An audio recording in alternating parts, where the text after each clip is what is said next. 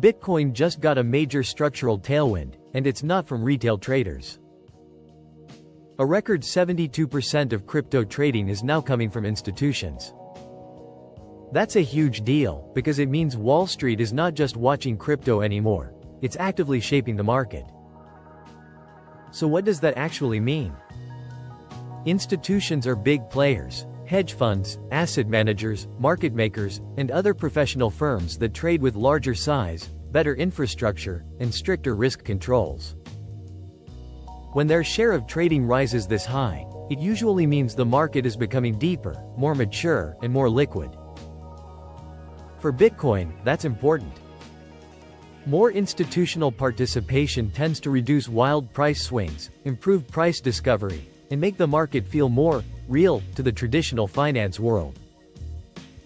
In plain English, when big money is involved, Bitcoin is less likely to behave like a thin, emotional casino and more likely to trade like a serious macro asset. This also fits the bigger economic picture.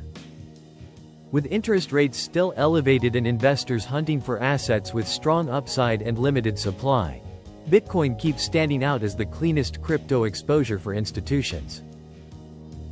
It has the strongest brand, the deepest liquidity, and the most developed investment vehicles, especially through ETFs and regulated trading venues. That said, this is not necessarily an instant moonshot catalyst. It's more of a structural bullish signal than a fireworks event. In other words, it supports the market, stabilizes price action, and can attract more allocators over time. But unless we see a fresh wave of net inflows or a surge in ETF demand, this is likely to be a steady tailwind rather than a sudden breakout trigger. Still, the message is clear. The market is maturing, and Bitcoin is increasingly becoming the institutional crypto asset of choice.